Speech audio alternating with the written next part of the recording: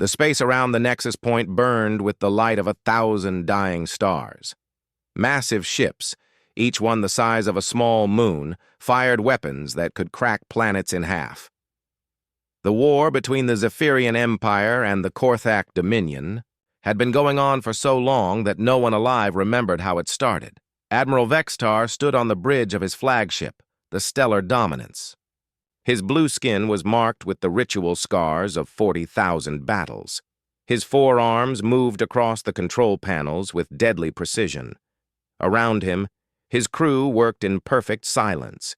They had been fighting this war for their entire lives, just like their parents and their parents before them. "Fire the quantum cannons!" Vextar ordered. His voice was cold as the void of space. On the view screen, he watched as beams of pure energy reached out toward the enemy fleet. The beams could destroy anything they touched, turning solid matter into nothing but light and heat.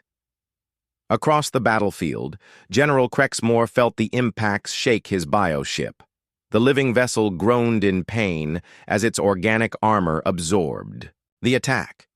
Crexmore's species looked like giant insects, with 6 legs and compound eyes that could see in every direction. His ship was not built from metal and circuits like the Zephyrian vessels. It was grown from living tissue, fed on the minerals of dead worlds. "Return fire," Crexmore clicked in his language. "Show these blue-skinned parasites the fury of the Dominion." The bioship's weapons were different from anything the Zephyrians used. Instead of energy beams, they fired clouds of acid that could eat through any armor. Living missiles that could think for themselves guided toward their targets. Parasitic organisms that could take over enemy ships and turn them against their own fleet. This battle was nothing new. The same dance of death had been performed millions of times before. Both sides knew every move, every counter-move. They had been fighting over the nexus point for 200,000 years. It was a strategic location where the hyperspace lanes met, allowing fast travel across the galaxy. Whoever controlled it could move their fleets anywhere in known space. The Eye. Nexus Point had changed hands 40,000 times. Each time, millions of warriors died. Each time, the survivors rebuilt their fleets and came back for more. It was the way things had always been, and the way things would always be. At least, that's what everyone thought. Vextar was studying the tactical display when his sensor officer spoke up. The young Zephyrian's voice shook with confusion. "Admiral, we're detecting an unknown contact approaching from the outer rim." Vextar's main eyes focused on the display while his secondary eyes continued watching the battle. "Show me." A small dot appeared on the screen, moving slowly toward the massive fleets. It was tiny compared to the kilometer-long dreadnoughts that filled the space around them. The sensor readings made no sense. "Sir, the contact is only about 300 meters long," the officer reported, "but it's made from materials we don't recognize. Its energy signature is strange." Across the battlefield, Crexmore was getting similar reports from his own sensors. His ship's organic computers were confused by what they were detecting. The unknown vessel didn't match any known ship design from either empire. Could it be a new Zephyrian weapon? Asked his second-in-command. Crexmore's mandibles clicked in thought. No. They would not send something so small against our entire fleet. And look at the trajectory. It's heading straight for the center of the battle zone. Both fleets continued their ancient dance of destruction, but now their attention was divided. Thousands of ships on each side turned their sensors toward the approaching stranger. The unknown vessel showed no fear, as it flew directly between the 2 largest military forces in the galaxy. The ship was unlike anything either side had ever seen. It was smooth and white, with no visible weapons or armor plating. There were no communication arrays or sensor domes sticking out from its hull. It looked more like a work of art than a weapon of war. As the mysterious vessel came closer, both fleets began to slow their attacks. It was tradition in the Long War that unknown ships were to be challenged and identified before being destroyed. Even in their endless hatred, Both sides followed certain rules. Vextar opened a communication channel on all frequencies. His words were broadcast in the ancient Zephyrian military code that both empires understood. Unknown vessel. You are entering a war zone. Identify yourself or be destroyed. The response came immediately, but it was impossible. The voice that answered spoke perfect Zephyrian, but also perfect Korthak at the same time. Both languages were so different that no translator could handle them together. Yet somehow, every being on every ship heard the message in their own language. This is the Terran Federation vessel Peacekeeper. Both fleets will stand down immediately. This conflict ends now. Silence filled the space between the stars. 10 million warriors on both sides tried to process what they had just heard. Someone was ordering them to stop fighting. Someone was commanding the two greatest military powers in the galaxy to simply give up their ancient war. Vextar's first reaction was rage. How dare this unknown species interfere in matters that did not concern them? The war between the empires was sacred. It had shaped both civilizations for longer than most stars had been burning. You will withdraw immediately, Vextar transmitted back. This is a military engagement between sovereign powers. We will destroy you if you do not leave at once. Crexmore felt the same anger burning in his compound heart. For once, he agreed, completely with his ancient enemy. The war belonged to them. It was their purpose, their identity, their entire reason for existing. The Dominion supports the Empire statement, Crexmore transmitted on the same frequency. Unknown vessel, you have 10 seconds to retreat before we obliterate you. The strange ship continued its steady approach. It showed no sign of fear or concern. As it came closer, more details became visible. The hull was perfectly smooth, without a single scratch or mark of battle. There were no signs that this vessel had ever been in combat. You misunderstand, the voice from the ship replied. This is not a request. You have 50 minutes to withdraw, all forces, and begin peace negotiations. After that time, this conflict will be ended by other means. The threat was so ridiculous that many warriors on both sides actually laughed. One small ship against millions of battle-tested veterans? Weapons that had cracked moons and burned atmospheres from planets? Ships that had survived the destruction of entire solar systems? But there was something in that voice that made the laughter die quickly. It was calm and patient, like a teacher speaking to children. There was no anger, no fear, no excitement. Just absolute certainty that what had been said would happen exactly as promised. Vexatar looked at his tactical display. His fleet alone had enough firepower to sterilize 100 worlds. Combined with the Korthak forces, they could probably destroy a small star if they concentrated their efforts. Yet something about the tiny ship made him hesitate. In 800,000 years of war, no one had ever spoken to both empires with such complete confidence. No one had ever suggested that their eternal conflict could simply be ended. 50 minutes, the voice repeated. I suggest you use this time wisely. The unknown ship took position exactly between the two fleets, as if it had no fear of the eight. Weapons pointed at it from every direction. It simply waited, patient as stone, while millions of warriors tried to decide what to do next. The countdown had begun. For the first time in 3 centuries, Admiral Vextar opened a direct communication line to General Crexmore.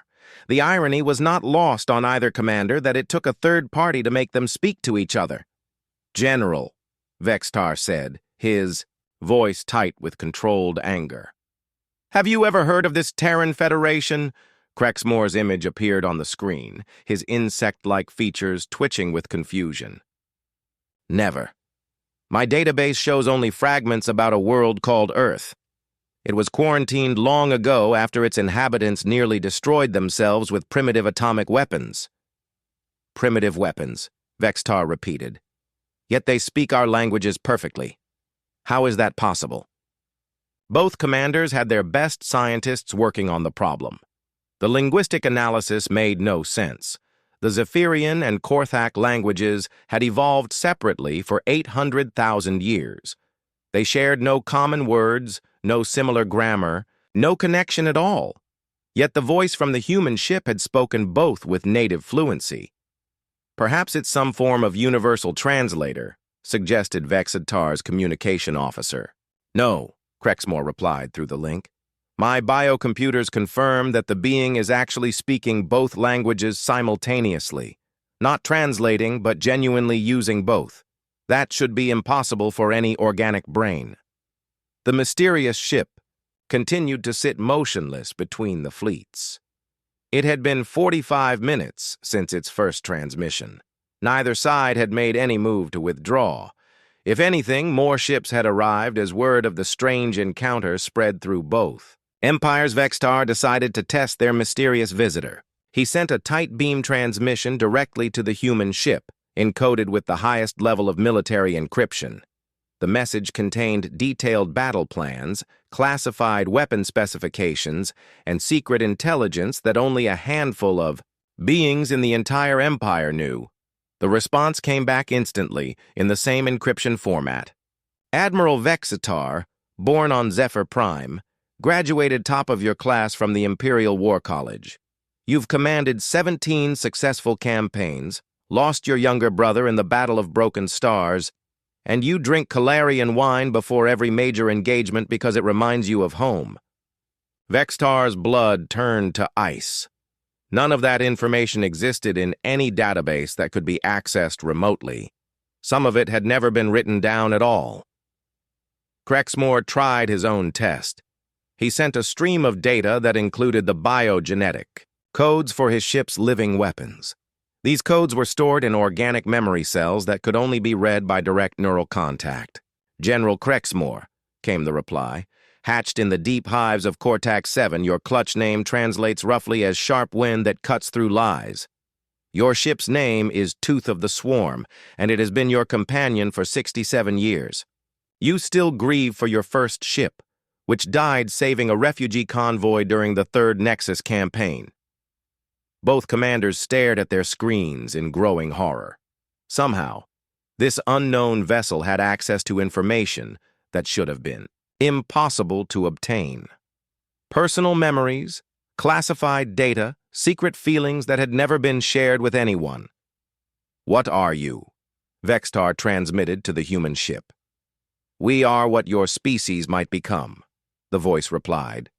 If you can learn to grow beyond your current limitations. The main view screen on both flagships suddenly activated without any input from their crews.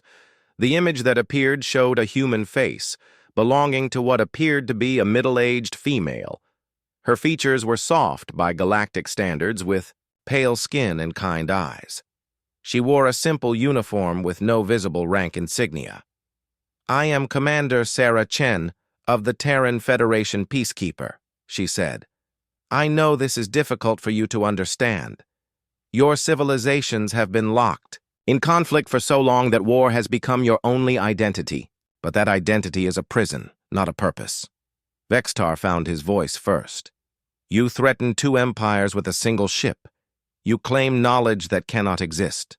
What gives you the right to interfere in our affairs? Commander Chen's expression didn't change. The same right that a gardener has to prune diseased branches from a tree. The same right that a doctor has to treat a patient who cannot see their own illness. We are not diseased, Crexmore snarled. We are warriors. This conflict has made us strong. Has it? Chen asked quietly. Your species once built wonders that spanned star systems. The Zephyrians created art so beautiful that it moved other races to tears.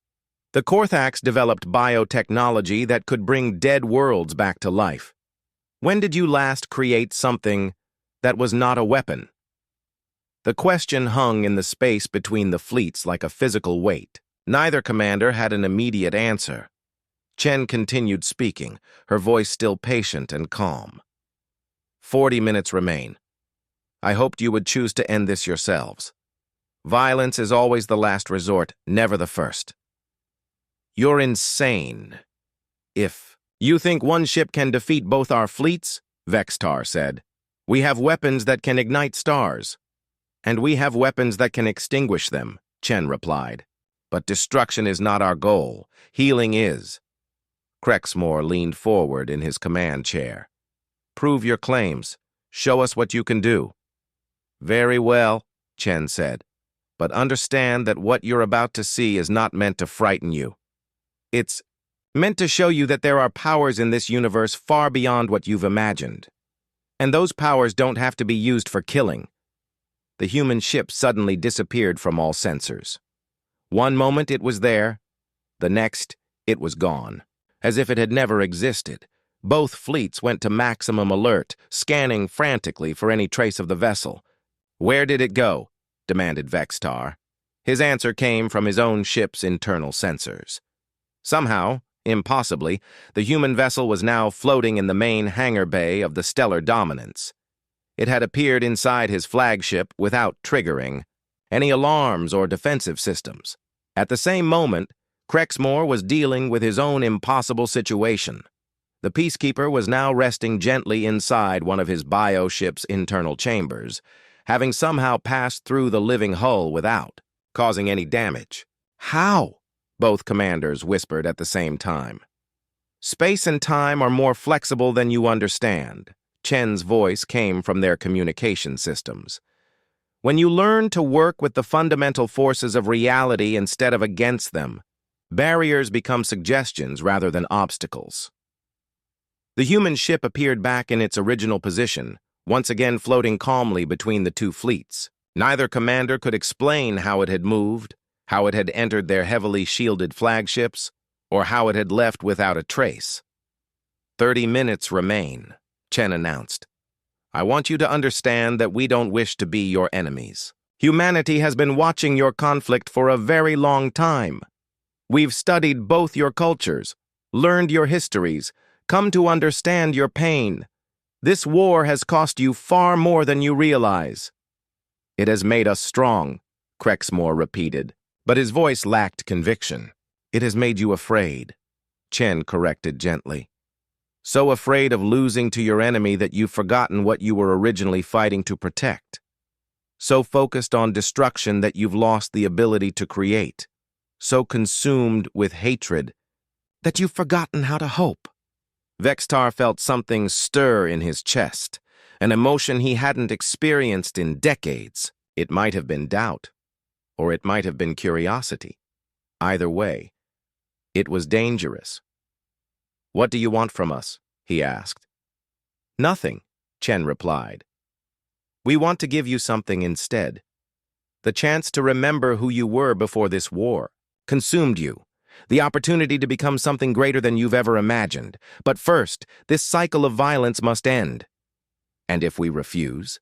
Crexmore challenged. Commander Chen's expression remained kind, but something shifted in her eyes.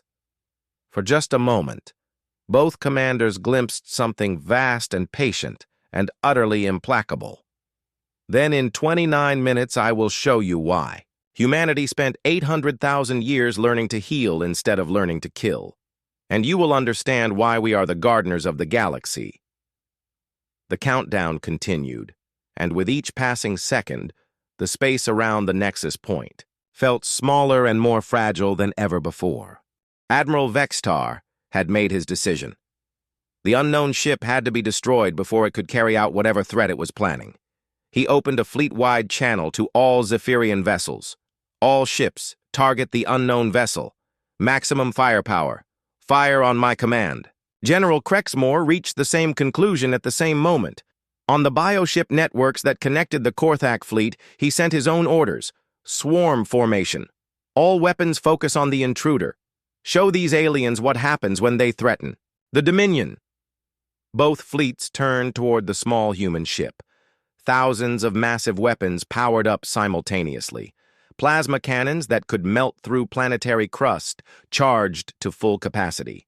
Quantum torpedoes armed with enough destructive force to crack moons loaded into their tubes. Bioweapons that could devour matter at the atomic level prepared to feed. Commander Chen watched the targeting systems lock onto her ship. Her face showed no fear, no concern, no change in expression at all. She simply sat in her command chair and waited. "All ships," Vextar commanded. "Fire!" The space around the Peacekeeper erupted in a storm of destruction. Energy beams that could cut through the armor of dreadnoughts converged on the tiny vessel. Missiles that carried the explosive power of dying stars raced toward their target. Living weapons that existed only to consume and destroy reached out with hungry tendrils. The light from the combined attack was so bright that automatic filters on every ship darkened their view screens to prevent blindness. Sensors overloaded from the massive energy release. For several seconds, no one could see what was happening at the center of the firestorm. When the light faded and the sensors cleared, both fleets stared at an impossible sight. The human ship floated exactly where it had been before, completely undamaged. Not a single mark appeared on its smooth white hull. The Peacekeeper looked as pristine as if it had just left a construction yard. "Impossible," Vextar whispered. Nothing could survive that much firepower. But as the sensors provided more data, the truth became even more disturbing. The weapons hadn't been blocked or deflected. They had simply stopped existing the moment they came near the human vessel. Energy beams had vanished into nothing. Missiles had disappeared without explosion. Bioweapons had ceased to function as if someone had turned off their life force. "Did our attacks even reach the target?" asked Crexmore's weapons officer. The bioship's organic sensors were confused and frightened. They reported that the weapons had traveled most of the distance to their target, then simply ended. Not destroyed, not absorbed, just gone. Commander Chen's voice came over the communication channels, still calm and patient. "I understand your confusion. Your weapons are designed to work within certain physical laws. We've learned to work outside those laws. What you just witnessed was not a defensive system. Reality itself was protecting this ship." Vextar felt his hearts beating faster. In all his years of warfare, nothing had ever simply ignored that level of destruction. "What are you?" "We are what you could become," Chen replied, "if you learn to grow instead of just fight. But I see that words alone will not convince you. Very well. Let me show you what real power looks like." The human ship extended what appeared to be a simple metal rod from its hull. The device was no larger than a communication antenna, certainly nothing that looked like a weapon. Both fleets watched it with growing unease. "Demonstration commences," Chen announced. A beam of energy emerged from the antenna. It was so thin that it was barely visible, like a thread of silver light. Nothing about it seemed threatening or dangerous. It looked more like a targeting laser than an actual weapon. The beam touched the hull of a Zephyrian cruiser. Instantly, every system on the ship shut down. The reactor went cold, the weapons powered off, the life support stopped working. The massive vessel, which had been a symbol of imperial might just seconds before, became nothing more than a piece of drifting metal. But the crew was unharmed. Emergency lighting came on, backup life support activated, and gravity remained stable. The ship had been disabled, not destroyed. The thin beam moved to touch another vessel, then another. Each time, the same thing happened. Weapons that had taken decades to build became useless. Engines that could push ships faster than light fell silent. Computers that contained the military knowledge of entire civilizations simply stopped working. "He's disabling our entire fleet," Vextar said in amazement. His own flagship hadn't been touched yet, but he watched helplessly as ship after ship in his armada went dark. The beam touched Korthak vessels with the same effect. The bioships, which were living creatures as much as they were vehicles, didn't die. Instead, they fell into a deep sleep. Their weapons retracted, their aggressive instincts vanished, and they drifted peacefully through space like gentle giants. In less than 10 minutes, the human ship had neutralized 17,000 warships from both fleets. Weapons that had taken centuries to perfect were reduced to scrap metal. Vessels that had survived the destruction of solar systems floated helplessly in the void. Both admirals watched in growing horror as their mighty armadas were systematically dismantled by a single beam of light. There was no violence, no explosions, no death. Just the quiet, efficient removal of everything that made their ships dangerous. "This is impossible," Crexmore clicked frantically. "Our bioships are alive. They can't just be turned off like machines." "All consciousness can be touched," Chen replied. "All life can be guided. Your ships aren't dead, General. They're simply choosing not to fight. We've reminded them what peace feels like."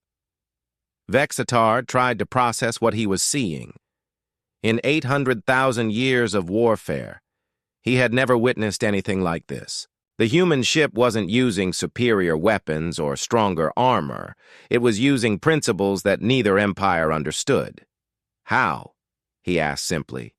"Your civilizations learned to manipulate matter and energy," Chen explained. "We learned to manipulate the forces that control matter and energy. You work within the laws of physics. We work with the consciousness that writes those laws." The demonstration was far from over. The silver beam swept across the battlefield, touching every weapon, every ship, every piece of military hardware. Nothing was destroyed, but everything was changed. Missile launchers became survey equipment. Plasma cannons transformed into industrial tools. Fighter craft turned into rescue vehicles. But then Commander Chen showed them something that truly redefined their understanding of power. The beam turned toward a barren moon that both fleets had been using for target practice. Its surface was scarred with craters from millennia of weapons testing. No life had ever existed there, and none ever could. It was just a dead rock floating in space. The beam touched the moon's surface. What happened next violated every law of science that either empire understood. The dead world began to change. Oceans formed from nothing, appearing in vast blue spreads across the cratered landscape. Continents reshaped themselves, rising from the new seas with mountains and valleys and rivers. Clouds gathered in an atmosphere that hadn't existed moments before. The gray, lifeless surface turned green as forests spread across the continents. In fast-forward growth, cities began to appear, beautiful structures that seemed to grow from the landscape itself rather than being built upon it.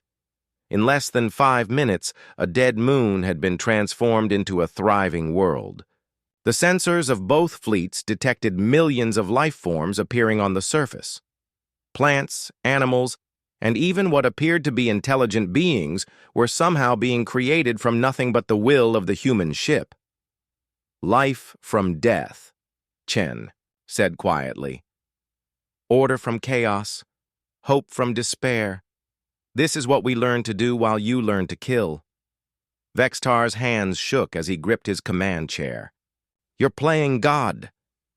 "We're gardening," Chen corrected. "Every species has the potential to become gardeners. But first, they must stop being destroyers." The silver beam swept back across the disabled fleets, but instead of further destruction, it began to heal. Ships that had been damaged in the initial exchange of fire found their hulls repairing themselves. Weapons systems that had been disabled were rebuilt, but changed. Where there had once been instruments of death, there were now tools of creation and exploration. Crexmore watched in amazement as his bioships began to wake up. But they were different now. The hunger for battle was gone, replaced by curiosity and wonder. His own vessel, the Tooth of the Swarm, nuzzled against him through their neural link like a pet seeking attention. "What have you done to us?" he asked. "We've reminded you who you used to be," Chen replied. "Before the war consumed your souls, both your species were builders and explorers. You created wonders that inspired the galaxy. You can do so again." The demonstration was complete. In less than 20 minutes, a single human ship had disabled the 2 largest military forces in the galaxy, then rebuilt them into something entirely new. The message was clear. Humanity possessed power beyond anything either empire had imagined, but the true shock was still to come. As the silver beam faded and the Peacekeeper returned to its original appearance, both fleets realized something. That changed everything. The human ship had never been alone. Across the galaxy, similar beams of light were touching down on worlds. Admiral Vextar found himself on board the human ship without remembering how he got there. One moment he had been on his own bridge, the next he was standing in a corridor that looked nothing like any vessel he had ever seen. The walls seemed to be made of light itself, warm and welcoming. There were no visible doors or control panels, yet somehow he knew exactly where to go. General Crexmore was walking beside him, which should have triggered every combat instinct the Admiral possessed. Instead, Vextar felt only curiosity about his ancient enemy.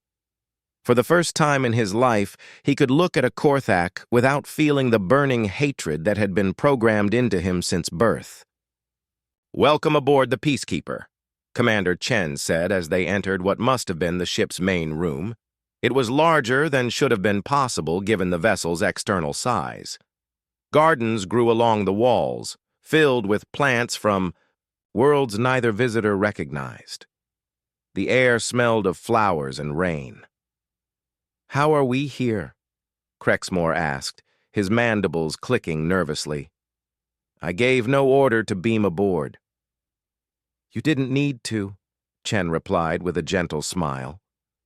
"Part of you wanted to understand. We simply responded to that desire." The room contained only a few pieces of furniture, all designed for comfort rather than efficiency.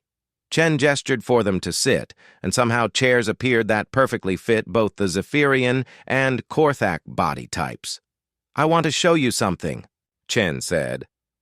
The walls around them faded away, replaced by images that seemed to hang in the air. "This is the history of your conflict as we have observed it." The first images showed young civilizations full of hope and wonder. The early Zephyrians were artists and philosophers, creating beauty that could move other species to tears. The ancient Korthaks were master biologists, capable of bringing life to the most barren worlds. "Your species first met here," Chen said, indicating a star system that both visitors recognized.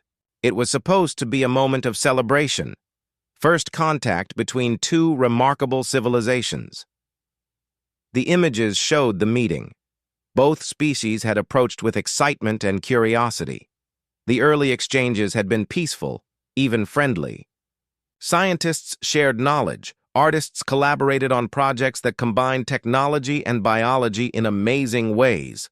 "What went wrong?" Vexatar asked, though part of him already knew the answer. "Fear," Chen replied simply. "A misunderstanding during a joint exploration mission. Someone thought they were being attacked when they were actually being helped. In the confusion, shots were fired. People died." The images showed the tragic incident. A Zephyrian research team and a Korthak bioship had been studying a dangerous anomaly in space. When the anomaly began to collapse, the Korthaks had tried to rescue the Zephyrian ship by grabbing it with their vessel's organic tendrils. The Zephyrians, not understanding, had thought they were being attacked. "It was an accident," Crexmore whispered. "They were trying to save us. And we killed them for it," Vextar added, his voice heavy with realization. "That single moment of fear grew into suspicion," Chen continued. "Suspicion became distrust. Distrust became hatred.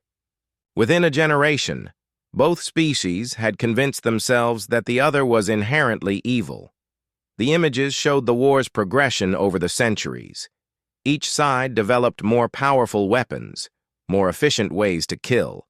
They created propaganda that painted the enemy as monsters. They trained their children to hate before they learned to love. But the worst part, Chen said sadly, was what you lost along the way. New images appeared, showing the Zephyrian art forms that had been abandoned because they reminded people of peaceful times. the Korthak biotechnology that had been turned from healing to killing. The joint projects that could have benefited the entire galaxy, abandoned in favor of weapons research. "We could have been explorers together," Vextar said, understanding flooding through him. "We could have reached the far galaxies, discovered new forms of life. Instead, you became prisoners of your own fear," Chen agreed. "And that fear has defined you for so long that you've forgotten what you were fighting to protect in the first place." Crexmore was studying the images with new eyes. "Show us more about your people. How did you avoid this trap?" Chen's expression grew thoughtful. "We didn't avoid it. We fell into the same cycle you did, but much earlier in our development. Humanity nearly destroyed itself multiple times with weapons that were primitive compared to what you wield today. The images changed to show Earth's history. Nuclear weapons, biological warfare, environmental destruction. Humanity had come within hours of total extinction more than once." "What saved you?" Vexitar asked. "The same thing that can save you," Chen replied. "We learned to recognize the pattern. We realized that every conflict, no matter how justified it seemed, was really just fear wearing a different mask. We decided to become gardeners instead of destroyers." "Gardeners?" Chen smiled. "Think of the galaxy as a vast garden. Every species is a different type of plant, with its own beauty and purpose. But sometimes plants become diseased. They start to choke out other life, or they poison the soil around them. A gardener doesn't destroy the diseased plants. She heals them." The images showed human history after their transformation. Instead of armies, they had built ships like the Peacekeeper. Instead of weapons, they had developed tools that could reshape reality itself. Instead of conquering other worlds, they had learned to heal them. "For 800,000 years, Chen continued, we have been studying every species in the galaxy. We have watched civilizations rise and fall. We have seen the same pattern repeat over and over. Fear leads to conflict. Conflict leads to destruction. Destruction leads to more fear." "You've been watching us all this time?" Crexmore asked. "Studying you. Learning from you. Trying to understand how to help you break the cycle. We could have intervened at any time, but forced peace never lasts. True healing can only come from within." Vextar felt something breaking inside his chest. It might have been his heart, or it might have been the shell of hatred that had surrounded it for so long. "The people we could have been," he whispered. "The art we could have created. The worlds we could have saved. We threw it all away for pride." "Not threw away," Chen corrected gently. "Postponed. Everything you lost can be recovered. Every dream you abandoned can be pursued again, but first the cycle must be broken." "How?" both commanders asked at the same time. "By choosing to remember instead of choosing to forget. By deciding to heal instead of deciding to hurt. By recognizing that your enemy is not a monster, but another being trapped in the same cycle of fear that trapped you." The images around them changed one final time. Now they showed possible futures. Zephyrian and Korthak crews working together, on exploration ships, joint colonies where both species shared their knowledge and culture. Children from both races playing together, growing up without the poisonous hatred that had defined their parents. "This could be real?" Vexitar asked. "It will be real," Chen replied with quiet certainty. "The question is whether you will choose to be part of it, or whether you will cling to a war that has already cost you everything that mattered." Crexmore stood and walked to one of the images showing a joint Zephyrian-Korthak research station. In the picture, scientists from both species were working side by side to study a newborn star. "My people have forgotten how to create life," he said quietly. "We only remember how to destroy it." "Then it's time to remember," Chen replied. "Your bioships already know the way. They've been trying to tell you for generations, but the noise of war drowned out their voices. Vextar joined his former enemy at the image. Our artists used to paint symphonies of light across nebulae. We turned those skills to targeting systems. Instead, the skills are still there, Chen assured him. The desire to create beauty is still part of your nature. You just have to choose to listen to it again. Both commanders stood in silence for a long moment, processing what they had learned. 800,000 years of conflict, based on a single moment of misunderstanding. Millions of lives lost, countless wonders never created, all because two species had chosen fear over trust. "What happens now?" Crexmore finally asked. Commander Chen gestured, and they were back in the ship's main room.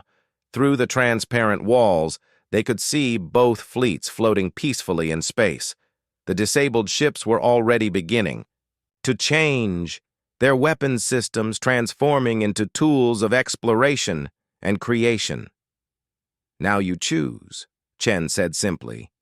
"You can return to your ships and try to restart the war. Your weapons will work again if you truly want them to. Or you can choose to begin the long work of healing the wounds that this conflict has created." "And if we choose peace?" Vextar asked. "Then humanity will help you remember who you used to be.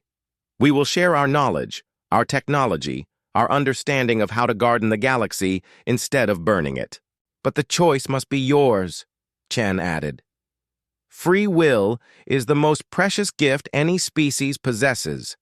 We will not take that from you, no matter how much pain it might prevent." The two commanders looked at each other, really seeing their supposed enemy for the first time in their lives. Neither was a monster.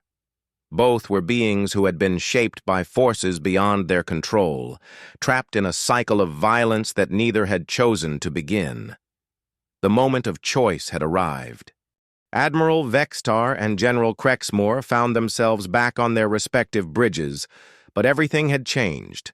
The hatred that had burned in their hearts for their entire lives was gone, replaced by something they had never experienced before: hope. Vextar looked at his crew, seeing them with new eyes. These were not just warriors bred for battle. They were artists and engineers, philosophers and explorers who had been forced to become killers. The young officer at the sensor station had once written poetry. The weapons specialist had dreamed of designing ships that could travel between galaxies. The communication officer sang in her spare time, creating melodies that could make listeners weep with beauty. All of these dreams had been set aside for the demands of eternal war. "Open a channel to the Korthak flagship," Vextar ordered. His crew looked surprised, but they obeyed without question. Crexmore's face appeared on the screen. For the first time in centuries, a Zephyrian looked at a Korthak without feeling the urge to attack. Instead, Vextar saw intelligence, sadness, and a deep weariness that matched his own. "General," Vextar said formally, "I believe we need to talk." "Yes," Crexmore agreed. "We have 800,000 years of damage to repair." The first step was simple but profound. Both commanders ordered their fleets to power down all remaining weapons. One by one, the great engines of destruction fell silent. Ships that had been designed only for killing drifted peacefully in space, their crews uncertain but willing to try something new. Commander Chen watched from the Peacekeeper as the two fleets began to transform. The human ship's technology was already at work, converting weapons into tools, turning fighter craft into exploration vessels, transforming battleships into mobile research stations. But the real change was happening in the hearts and minds of the crews. For the first time in their lives, they were thinking about creation instead of destruction. "Admiral," Vexatar's science officer called out, her voice filled with wonder. "The moon that the humans terraformed. Our sensors are detecting incredible biodiversity. There are species there that we've never seen before. Can we send a research team to study them?" Vextar asked. "The shuttles are being converted now. They'll be ready for scientific surveys within the hour." On the Korthak flagship, similar conversations were taking place. Crexmore's bioship was practically vibrating with excitement as its organic systems adapted to their new purpose. Instead of hunting for enemies to destroy, it was now scanning space for interesting phenomena to investigate. "General," his second-in-command reported, "our living computers are detecting gravitational anomalies in the nearby system. They believe it might be a natural phenomenon we've never encountered before. Assemble a study group," Crexmore ordered, "and contact the Zephyrian Science Division. Perhaps they would like to join us." The suggestion would have been unthinkable just hours before. Now it seemed like the most natural thing in the world. The transformation spread throughout both fleets as crews rediscovered talents and interests they had forgotten. Zephyrian engineers began designing beautiful, efficient ships that could explore the galaxy in comfort rather than destroy it in anger. Korthak biotechnicians started growing new forms of life that could help heal damaged worlds instead of consuming them. But the most remarkable change was in the communication between the two species. As the hours passed, Zephyrian and Korthak, scientists began working together on joint projects. They shared data, compared theories, and combined their different approaches to create solutions neither could have found alone. Commander Chen received a request that made her smile. Both admirals wanted to meet in person to formally end the war and begin planning for peace. They had chosen the terraformed moon as the meeting site, a world that had been transformed from death to life in minutes. The ceremony was simple but meaningful. Representatives from both fleets gathered on the surface of the new world, surrounded by forests that hadn't existed a day before. Flowers bloomed in colors that neither species had words for. Rivers ran clear and clean, filled with fish that swam in patterns like living art. Vextar and Crexmore met in the center of a clearing, with their staffs arranged around them. For a moment, they simply looked at each other, processing the magnitude of what they were about to do. 800,000 years, Vextar said quietly. "And 50 minutes to end it," Crexmore replied. They had prepared speeches, formal declarations of peace that their governments would expect. Instead, they found themselves speaking from the heart. "I'm sorry," Vextar said simply, "for everything we did, everything we destroyed, everything we prevented from being born." "As am I," Crexmore replied. "We were both prisoners of the same fear. Now we can be free." They reached out to each other, a Zephyrian hand meeting a Korthak, claw in the first peaceful contact between their species in nearly 1,000,000 years. The gesture was witnessed by their crews, by the monitoring equipment on both fleets, and by the human observers who recorded everything for future generations to study. The war was over, but ending the conflict was only the beginning. Both civilizations had to learn how to exist without the defining hatred that had shaped their entire cultures. Weapons factories had to be converted to peaceful purposes. Military academies had to become schools for exploration and science. Warriors had to remember how to be citizens. Commander Chen and her crew provided guidance, but they were careful not to control the process. The healing had to come from within both species, or it would never last. The first joint project was the construction of a space station at the Nexus Point. Instead of a strategic military position, it would become a center for scientific research and cultural exchange. Zephyrian architects worked with Korthak bioengineers to create something that was both beautiful and alive, a structure that could grow and adapt while maintaining perfect artistic harmony. Within weeks, the station was hosting visitors from across the galaxy.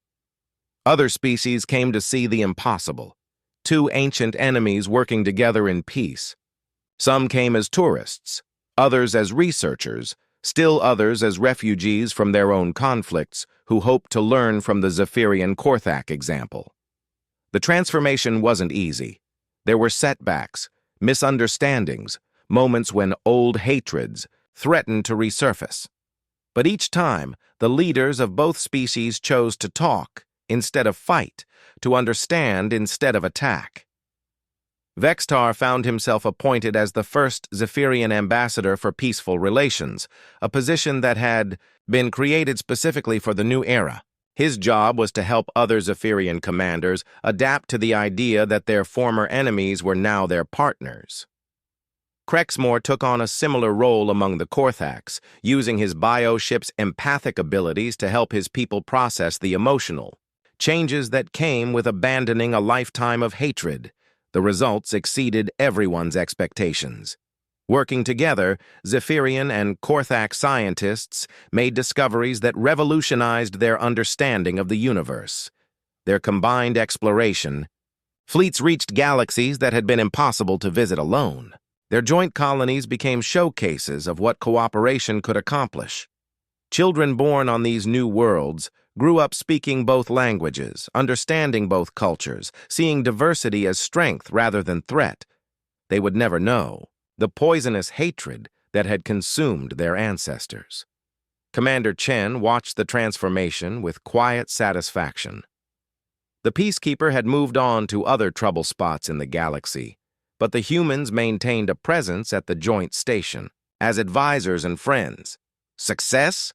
asked her first officer, a young human who had been born among the stars. "The beginning of success," Chen corrected. "True peace isn't just the absence of war, it's the presence of understanding, cooperation, and hope. These two species are learning to garden the galaxy together. That's what success looks like."